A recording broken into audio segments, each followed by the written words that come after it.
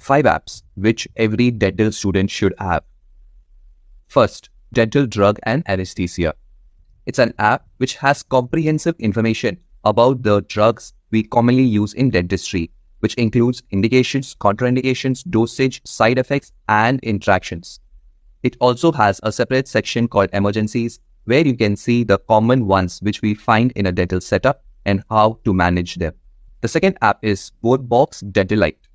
This app is extremely useful when you're studying dental anatomy. You can visualize each and every tooth in 3 dimensions. It also is helpful when it comes to carving. You can isolate the tooth and zoom in.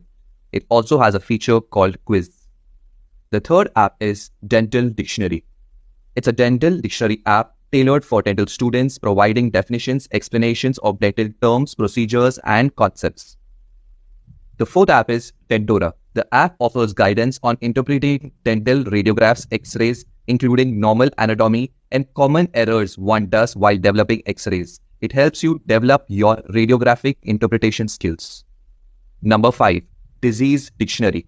Each and every disease which you might come across in your general medicine and general surgery posting can be found here. Tell us in the comment section below, is there any app which we missed and which is your favorite dental app?